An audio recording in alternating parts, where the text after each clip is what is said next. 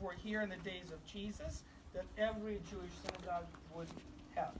I think the most detailed preaching of Jesus in the synagogue is mentioned to us in Luke chapter 4 when Jesus preached in Nazareth. Let me read this to you. Luke chapter 4 verse 16.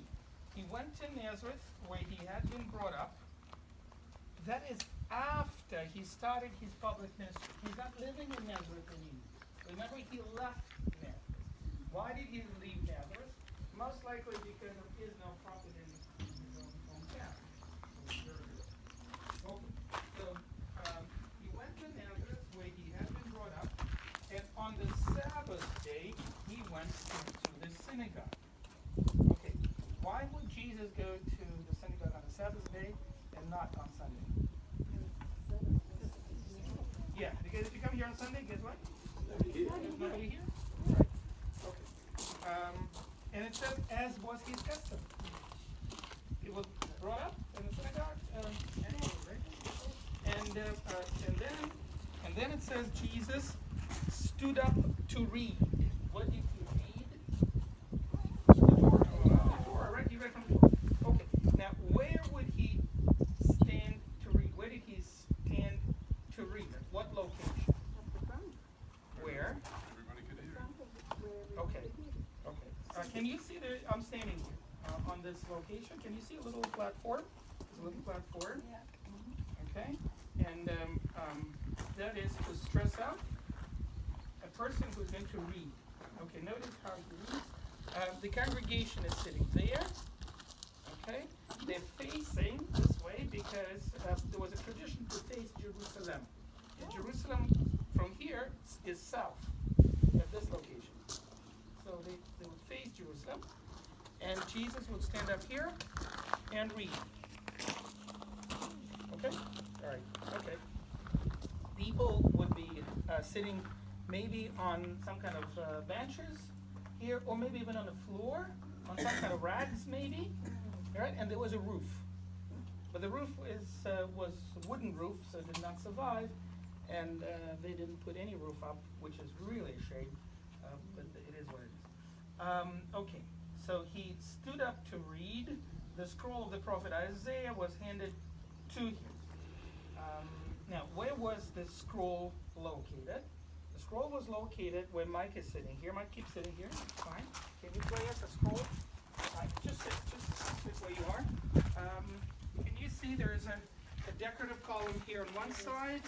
This is another decorative column. In between would be a wooden cupboard. In the wooden cupboard, you would have the Torah, right? The Bible. And the wooden cupboard is called the Ark of the Covenant. Okay, it's not the Ark of the Covenant. Okay, but it's just it's a name for that because the covenant, the Torah, is kept here. So this is where it will be taken out. So what the archaeologists found, they found this decorative column. Okay, they found one column. Apparently there was another one right here, and that's where the Torah was kept. So Jesus read something, and then he rolled up the scroll. By the way, friends, we will go to Israel Museum, and we will see the Dead Sea Scrolls. And it's really, really, I think, interesting to imagine. You can almost imagine Jesus reading those scrolls, you know, because he didn't have a book like this. That's cool. Okay. It says, when he read from Isaiah, he rolled up the scroll, he gave it back to the attendant. In other words, there was an attendant that helped Jesus. You might like the name in Greek for attendant. Deacon, the word deacon. In Hebrew, shamash. So they give the word for that. Shamash. What do you need a shamash or deacon for? Well, imagine when you see the Dead Sea Scrolls, you will see that there is no book division, right? Chapter division, verse division, or words of Jesus in red. Okay, nothing like this. It's just one one text, not even capital letters. Okay, it's just one text. So imagine with a scroll, with the pages, it's a little bit easier with a book. But with a scroll, imagine how long it will take a person to unroll the scroll to be able to find the particular passage. Right? It will take a person quite a while, and he will lose the attention of these people. They will start taking pictures. We'll see the frog badgers talk about their children, and etc. Especially the Jewish people. Okay, so in order to make it just practicality, it's just more practical. You need someone to help you to find the passage. Okay, and that's the job of the attendant. He will do that.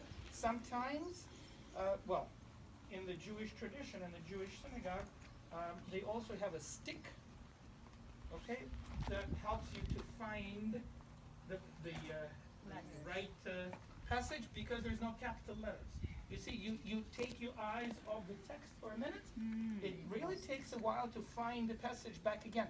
So you would like to keep the stick on where you are, and that will help you to find the passage. Okay? All right. And then it says that Jesus gave the scroll to the attendant, and he sat down. Paul, can you sit down there since you have trousers on this chair? Hold you here. Okay. All right. So Paul is demonstrating to us the place where Jesus sat down. Do you feel comfortable in this chair? It's comfortable to sit in this chair. I think so. I think it is comfortable. Imagine that there was a canopy of cover of some kind, right? And that is a special chair that is called the seat of Moses. Okay, and that is done for the person who would be required or asked to read the Torah, and then he will sit down there. And what is his function? What is his purpose? What is he going to do, this person? He will not only explain the Bible, which he will, right, but he will translate the Bible. From what language to what language? From what is the text written in? Hebrew. To what language? To the spoken language, which is what? Greek. Greek. But not Greek here. It's Aramaic. They don't speak Greek here. They're Jewish folks, right? It's Aramaic. So it's a relationship between the Hebrew and Aramaic is like relationship between Spanish and Portuguese, or maybe like Dutch and Afrikaans. I don't know, or maybe a little further. Okay, a little further. In other words, people do need to have a translation because they might not quite understand what the Hebrew text says. And you might like to know what's the name of the interpreter. How do you say to interpret in Hebrew? You might like that. It's the word Pharisee. Okay? And that's another interesting, I think, interesting topic to talk about, because we think that the Pharisee means hypocrite, right? But that's not the case. Pharisee means someone who interprets. Why? Because it's practicality. The text that needed to be interpreted from Hebrew into the Aramaic language. And the seat of Moses is actually mentioned in the Bible. Right? In Matthew 23, we read that Jesus said to the crowds and to the disciples, the teachers of the law and the Pharisees sit in Moses' seat. That's exactly where Paul sits. Now, is it comfortable to be a Pharisee?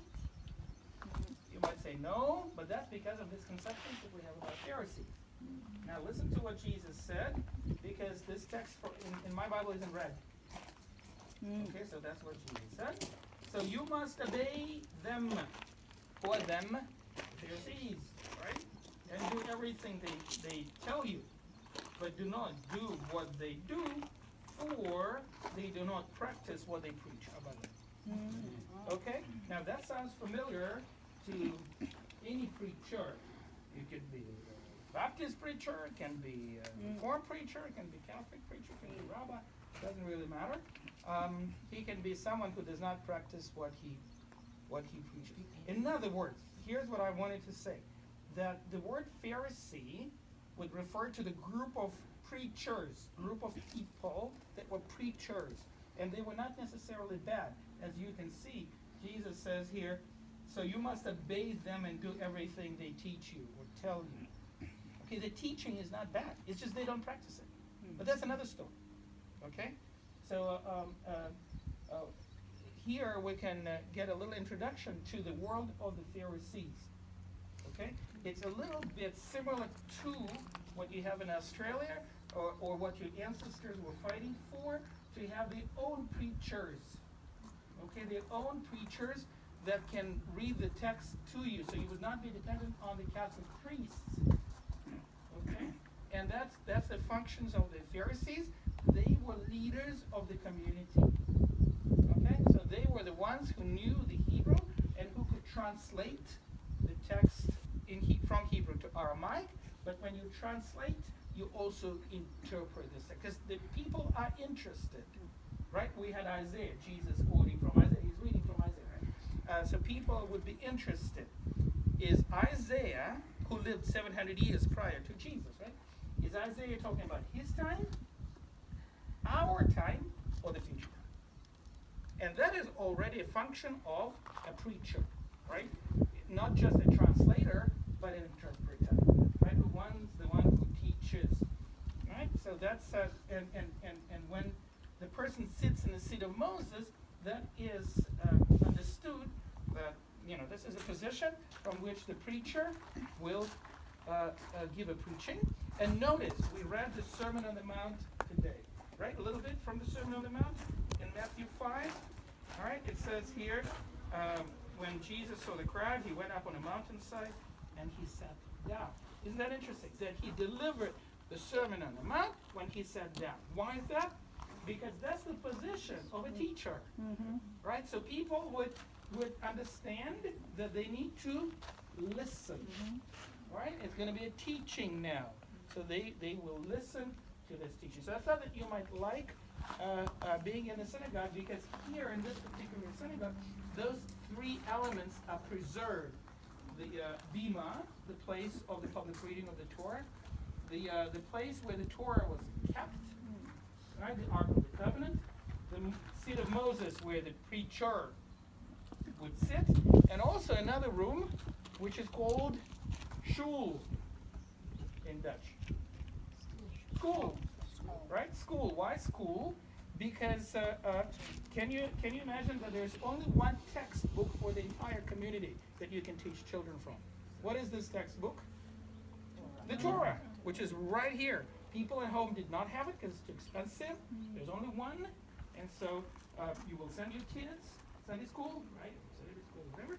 They will come over here, and the Torah will be taken to them, and they will learn from the Torah, okay, in the school. So those are four elements that are preserved in this synagogue. And thank you very much for being here in the sun. I know it's a little difficult, but I thought that you might appreciate that. All right, so on the way back, friends, in this cash register building for the field chart, and this is a fountain of water.